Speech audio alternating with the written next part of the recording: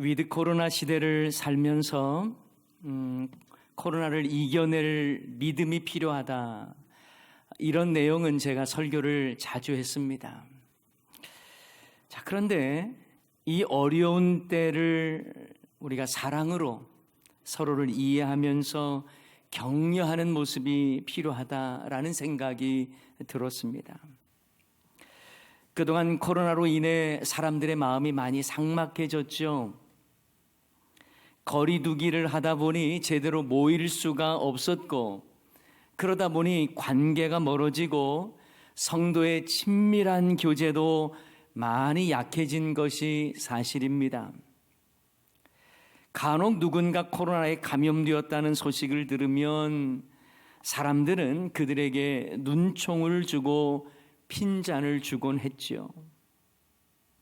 사실 코로나에 감염되기를 원해서 걸린 사람은 아무도 없을진데 세상 사람들은 손가락질하는 것을 좋아했습니다.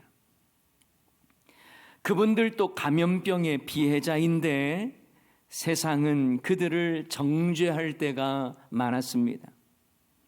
함께 아파하면서 얼마나 힘드실까?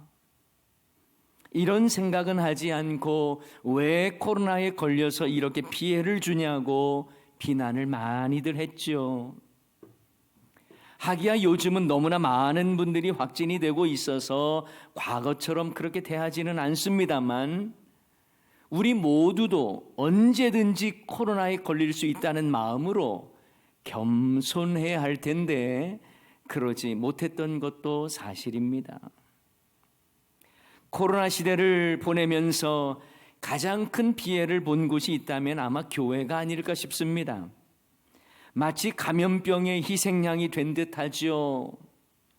사실 감염병이라는 것이 처음 감염지를 파악하는 것 참 어렵지 않습니까? 그런데 언론에서는 쉽게 교회발이라고 하는 말을 많이 사용했죠. 결과적으로 교회엔 코로나 감염지라고 하는 이 프레임이 씌워졌습니다. 그러니 사람들은요, 마트나 전철이나 공공시설은 아무렇지 않게 다니면서도 코로나가 걱정이 돼서 교회만은 가지 않습니다.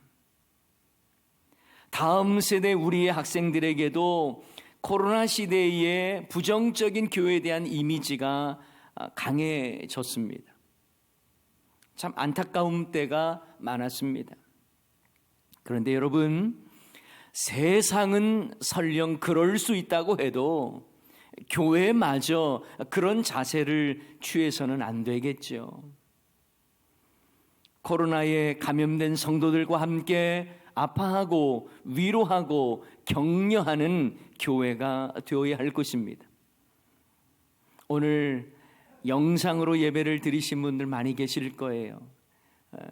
또 확진이 되신 분들도 계시고 하기 때문에 영상으로 예배를 드리시는 분들, 이분들도 현장에 나오고 싶지만 나오지 못하는 분들도 계십니다. 그렇다면 우리는 그런 분들을 향해서 마치 일반 환자들처럼 위로해주고 격려하는 자세가 필요할 것입니다. 저는 이런 시대적 분위기를 생각하면서 오늘은 사랑에 대한 메시지를 전하고 싶습니다. 자, 일반적으로 고린도전서 13장을 사랑장이라고 말합니다. 그런데요, 사도 바울이 고린도 교회를 향해서 특히 사랑을 강조하는 이유가 있습니다. 그것은 고린도 교회가 은사도 많고 수많은 장점이 많은 교회였지만 사랑이 부족해서 갈등하고 나뉘는 일들이 많이 일어났기 때문에 그렇습니다. 자, 그렇다면 고린도 교회에 어떠한 장점들이 많았는지를 우리가 함께 살펴봤으면 합니다.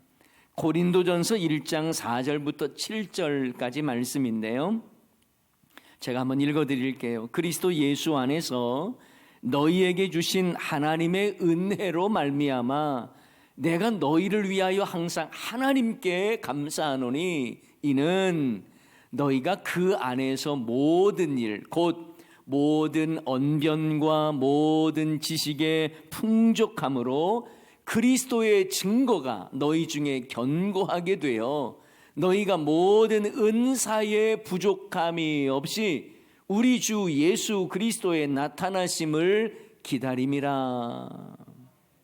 자, 여러분, 이 내용이 어떤 내용입니까? 자, 이 내용을 보면 고린도 교회가 얼마나 대단한 교회인지를 알 수가 있어요. 사도 바울은 고린도 교회를 보면서 하나님께 감사하고 있습니다. 그러면서 그들이 어떤 장점을 가지고 있는지를 말해주는데요. 먼저 언변과 모든 지식에 풍족함이 있다는 거예요. 또한 그리스도의 증거가 견고하게 자리 잡혀 있다라는 것을 말씀합니다. 게다가 모든 은사에 부족함이 없다라고 말씀합니다. 각종 은사가 충만한 교회였다라는 말이에요. 그리고 주 예수 그리스도의 나타나심을 기다리는, 다시 말하면 주님의 재림을 간절히 기다리는 신앙도 가지고 있었다라는 것입니다. 얼마나 칭찬받을 만한 내용들이 많습니까? 고린도 교회가 바로 그런 교회였습니다. 하지만 고린도 교회에는 큰 문제가 있었는데 사랑이 부족해서 분쟁과 나눔이 있었다는 거예요.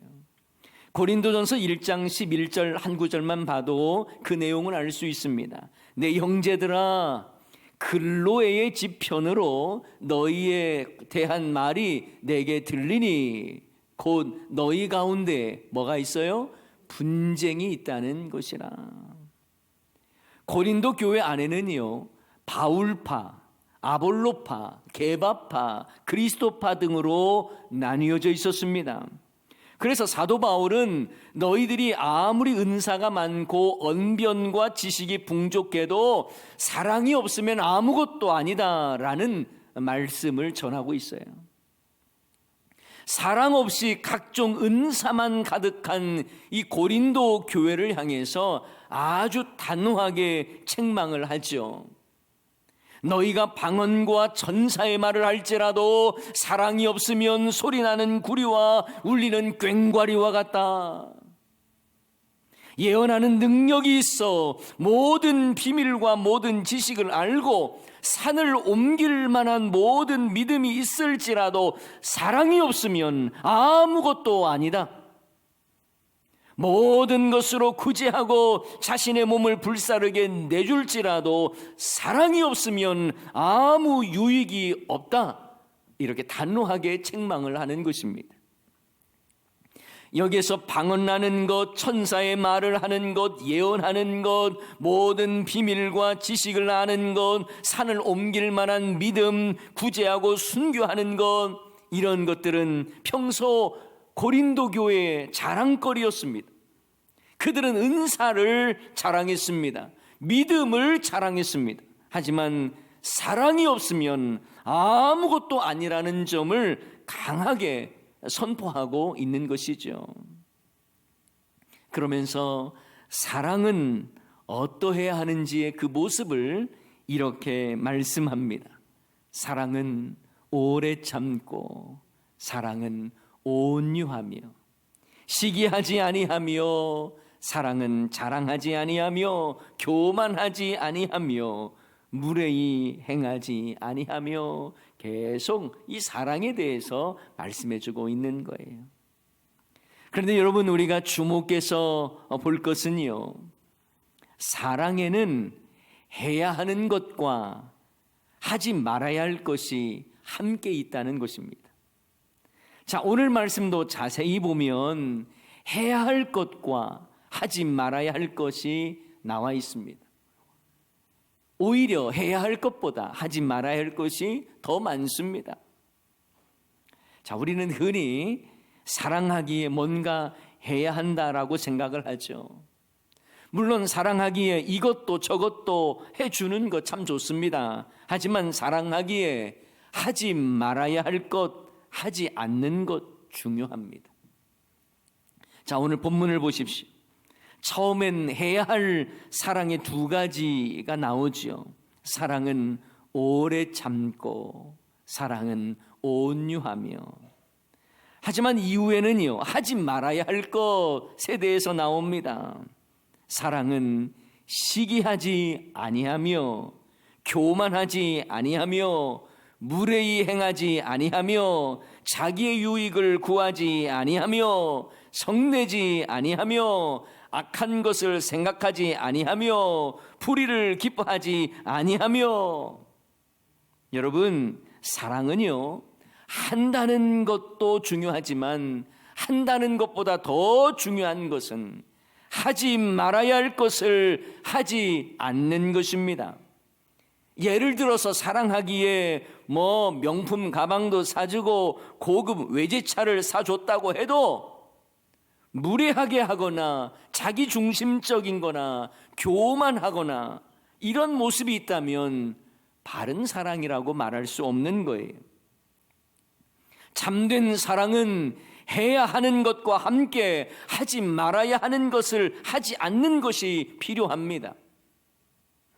우리의 신앙생활에서 사랑도 마찬가지예요. 아무리 많은 것을 보여주고 도와준다고 할지라도 주지 말아야 할 상처를 준다면, 아니하여야 할 것을 한다면 이것은 바른 사랑이라고 말할 수 없는 것입니다.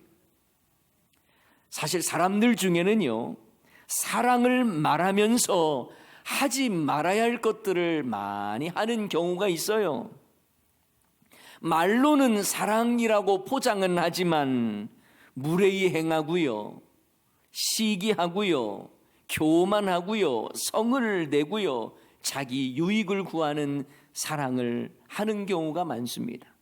그리고 말하죠. 내가 너를 사랑하니까 그렇다고 합리화합니다. 부모가 자녀들을 향해서 사랑한다는 이유로 무례히 행할 때가 얼마나 많습니까? 사랑하기 때문에 성내는 것도 쉽게 생각합니다. 불의한 일을 행하면서 다 너를 사랑하기 때문이라고 말을 합니다. 다 너 잘 되라고 하는 거야 하면서 악한 일도 서슴지 않습니다. 내가 너를 사랑하는 거 알지? 다 너를 사랑하니까 하는 말이야 하면서 해서는 안 되는 말, 하지 말아야 할 행동을 거리낌 없이 쏟아붓습니다. 올바른 사랑이 아닙니다.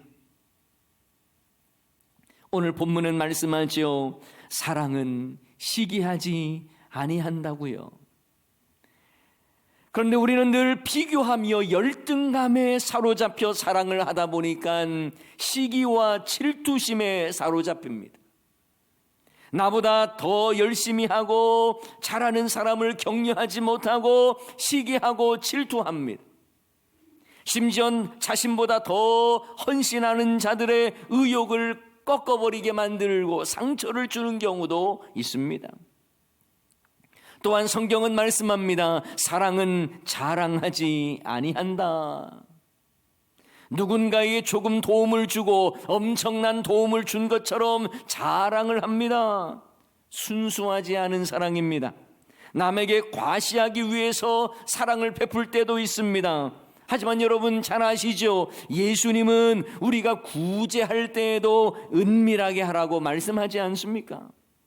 마태복음 6장 2절 3절 말씀에 보면 그러므로 구제할 때 외식하는 자가 사람에게 영광을 받으려고 회당과 거리에서 하는 것 같이 너희 앞에 나팔을 불지 말라.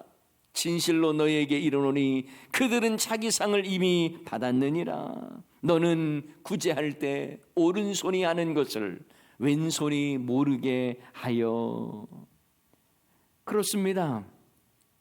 사랑은 누군가에게 과시하기 위해서 자랑을 하기 위한 도구가 되어서는 안 됩니다. 오히려 은밀하게 도울 것을 도우고 하나님의 사랑을 전해야 하는 것이죠. 세계적인 화가 밀레의 실제 경험담이라고 하는데요, 밀레는 기나긴 무명 시절을 겪었답니다.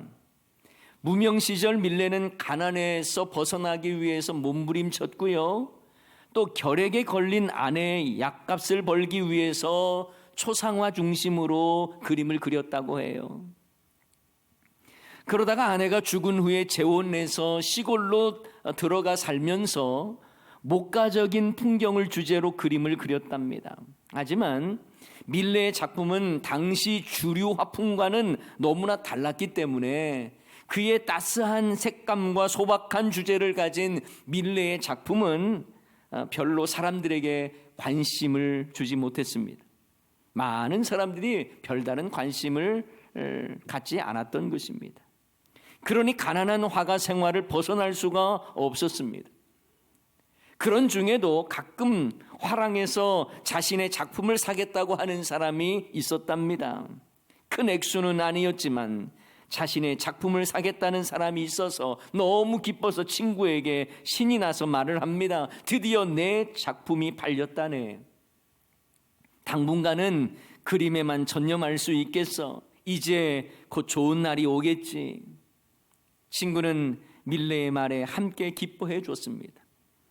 그런데 신기하게도 생활비가 다 떨어질 때쯤 되면 그림이 하나둘씩 팔리는 거예요. 그때마다 밀레는 화가의 길을 포기하지 않았습니다. 그런 오랜 기다림 끝에 마침내 밀레는 명성을 얻게 됩니다. 그의 작품을 세상이 인정해 준 거예요. 이제는 생활에도 여유가 생겼습니다. 그러자 밀레는 그 오랜 기간 자신을 찾아와 격려해 준 친구가 너무 고마워서 선물을 사서 깜짝 방문을 하게 됐어요.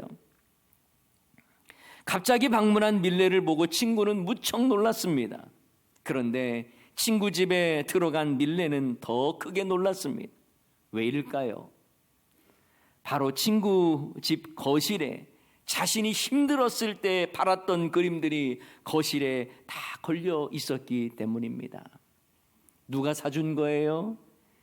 은밀하게 아무도 모르게 친구가 밀레의 작품을 사준 것이죠. 이것이 바로 참된 사랑의 모습 아닐까요? 또한 오늘 본문은 말씀합니다. 사랑은 교만하지 아니하며. 사람들은 자신이 선한 일을 하고도 그것이 자기 공로가 되고 자기 의가 되어 어깨에 힘들어가는 경우가 있죠. 더 나아가 자신과 같이 하지 않는 사람들을 정죄하고 비난합니다. 겸손한 자세로 섬기고 사랑해야 되는데 고압적인 자세를 취하는 그런 경우도 있어요. 마치 적선을 하는 것처럼 그렇게 행하는 사람들도 있습니다. 또한 오늘 본문은 사랑에 대해 이렇게 말씀합니다. 무례히 행하지 아니하며. 실제 사랑한다면서 상대방을 함부로 대하는 경우가 많습니다. 가까운 관계일수록 매너를 지키고 친절해야 하는데 너무 함부로 할 때가 많죠. 하지만 기억하십시오. 참 사랑은 무례히 행하지 않습니다. 친절하고 매너가 있어야 하는 거예요. 또한 사랑은 자기의 유익을 구하지 않는다라고 말씀합니다. 이기적인 사랑이 아니라는 말씀이에요. 사랑을 말하면서 자신의 이해득실을 따져서 이익이 되어야 사랑을 하는 것은 하나님이 기뻐하시는 사랑이 아닙니다. 사람들은 자기 유익에 초점을 맞춰서 사랑을 하려고 해요. 그래서 결혼도 투자의 개념으로, 성공의 개념으로 하는 경우가 많습니다. 상대방에게 맞춰주는 사랑이 아니라 자기 유익을 위해서 남을 희생시키는 사랑을 할 때가 많아요. 강요하는 사랑이죠. 주님이 원하시는 사랑은 자신의 유익에 초점을 맞춘 사랑이 아니라 상대방의 유익에 초점을 맞춘 사랑임을 여러분은 기억하셔야 합니다. 또한 성경은 말씀합니다. 사랑은 성내지 아니한다. 자기 방식대로 사랑하다 보면요, 자기 감정에 충실할 수밖에 없어요. 그래서 너무 일방적이고 폭력적인 모습을 갖기도 합니다. 사랑하기 때문에 폭력을 행한다 말이 되지 않죠.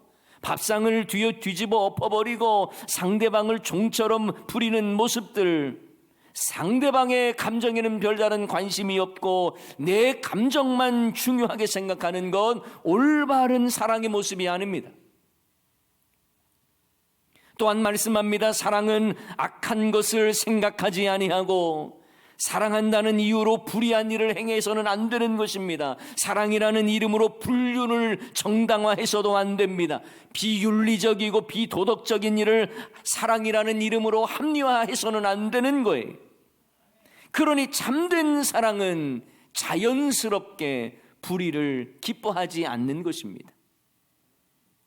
이처럼 참된 사랑은 오래 참고 온유하며처럼 마땅히 행해야 할 부분도 있지만 하지 말아야 할 부분이 더 많다는 것을 여러분 잊어서는 안 되는 거예요. 아니하며의 사랑의 모습을 우리는 지켜가야 하는 것입니다. 사랑의 논리 속에 성냄을 정당화하거나 무례히 행하고 자기 자랑을 하고 교만을 담는 사랑이라면 올바른 사랑이 아닙니다. 조건이 있는 사랑, 이해 타산이 맞는 사랑, 내가 원하는 사랑에만 관심을 갖는 것 옳지 않습니다. 여러분, 이 어려운 코로나 시대를 살아가면서 이혼율이 높아졌대요. 사는 게 힘들어졌으면 서로 더 이해하고 격려하면서 견뎌내야 하는데 못 살겠다고 돌아서는 것입니다. 여러분, 저는 오늘 이 사랑에 대한 말씀을 드리면서 이 코로나 이후에 우리 교회와 한국교회가 어떠해야 할지를 한번 생각해 봤습니다. 진리의 회초리를 들고 사람들을 책망하면서 큰 소리를 외쳐야 할까요? 왜 이렇게 믿음이 없냐고 책망을 할까요? 방언과 예언의 능력을 보여주면서 너희들 그렇게 살면 죽는다고 하는 심판의 메시지를 선포해야 할까요? 그딴 식으로 믿음 생활하면 벌 받는다고 설교를 해야 올바를까요? 물론 하나님께서 필요한 메시지를 전하게 하시겠죠. 그런데 저는 이런 생각을 해봅니다. 코로나 시대에 힘겹게 살아가는 성도들을 향해서 예수님의 사랑을 전하면서 참된 그리스도의 사랑으로 서로 격려하며 이 어려움을 잘 이겨내자고 권면하는 그 사랑이 필요하지 않을까요? 고단한 인생들을 향해서 예수님의 사랑으로 품어줘야겠죠. 코로나로 인해 오랫동안 교회에 나오지 못한 분들을 향해서 왜 믿음이 그 정도밖에 안 되냐 이렇게 말할까요? 아니요.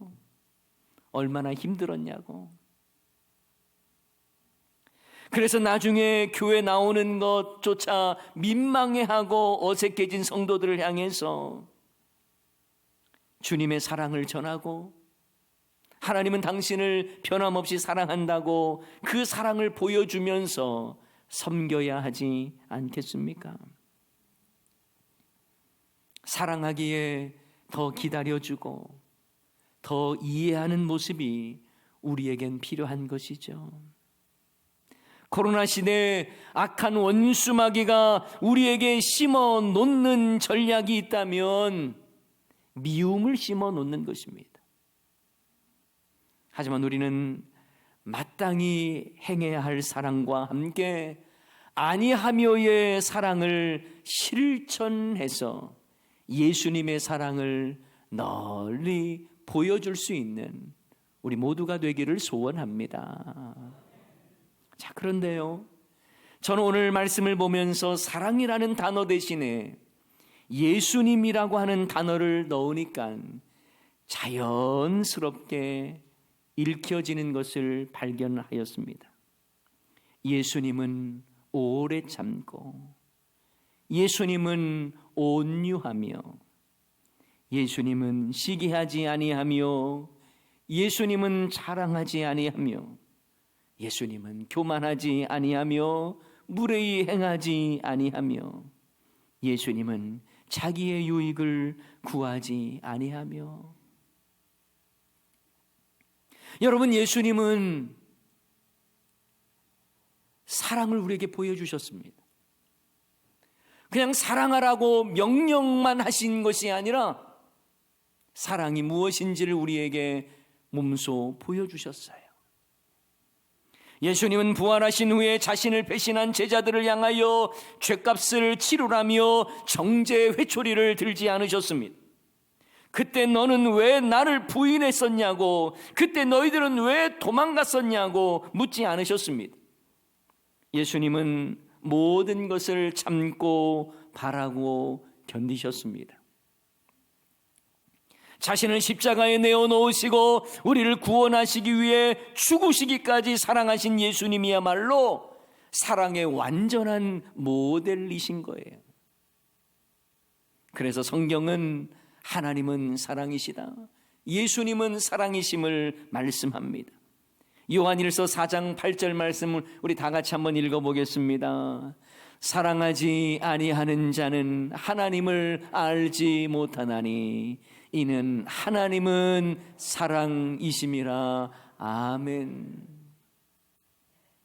그러므로 우리는 하나님의 사랑을 받은 자로서 서로 사랑하는 것이 마땅한 것입니다. 요한일서 4장 11절 말씀, 사랑하는 자들아, 하나님이 이같이 우리를 사랑하셨으니 우리도 서로 사랑하는 것이 마땅하도다. 여러분, 예수님의 사랑을 생각해 보십시오. 수많은 기적과 놀라운 역사를 보여주셨지만 그것 예수님께서 자기 과시하기 위해서 베푸신 것이 아니셨습니다. 우리를 사랑하셔서 우리를 구원하시기 위해 완전한 사랑이 무엇인가를 몸소 보여주셨어요. 주님께서 우리에게 주시는 은사와 능력도요, 내 자랑하라고 과시하라고 주신 것이 아니에요. 사랑하라고 주신 거예요. 복음을 위한 도구로 우리에게 은사도 주시고 능력도 주신 거예요. 사랑하는 여러분, 코로나 시대를 살아가면서 희미해져가는 사랑을 다시 한번 회복할 수 있기를 주님의 이름으로 축원합니다. 멀어지고 소원해진 성도의 교제가 주님의 사랑으로 다시 한번 활발하게 일어날 수 있기를 축원합니다. 이를 위해서 해야 할 사랑의 모습을 행하고 하지 말아야 할 사랑의 모습은 하지 아니하므로 예수님 닮은 사랑을 실천하는 저와 여러분 다 되시기를 주님의 이름으로 간절히 축원합니다. 오늘 말씀 기억하면서 찬양하겠는데요, 아주 오래된 찬양이지만 고린도전서 13장의 내용을 그대로 또 찬양으로 옮겨놓은 거죠. 우리 함께 이 시간 찬양하십시다. 사랑은 언제나 오래 참고.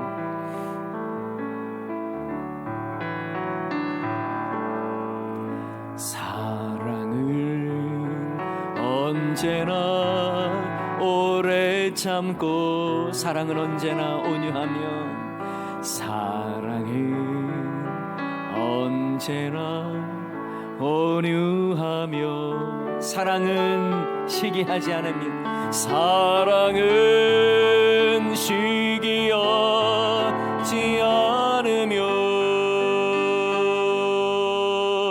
자랑도 교만도 아니하며, 사랑은 무례히 행치 않으며, 사랑은 무례히 행치 않고, 자기의 유익을 굳지 않고, 자기의 유익을 굳지 않고, 사랑은 성내지 아니하며, 사랑은 성내지 아니하며,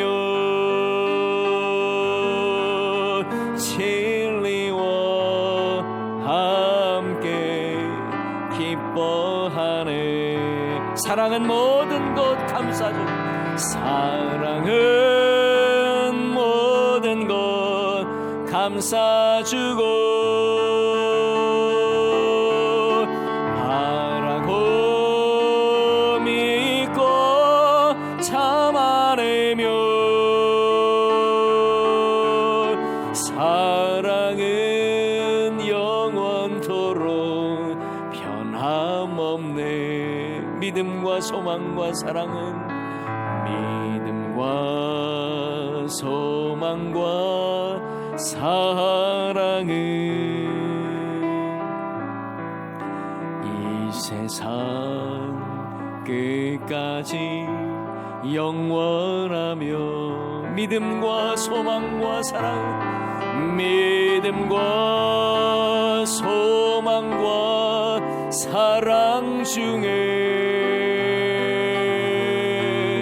그 중에 제일은 사랑이라. 그 중에 제일은, 그 중에 제일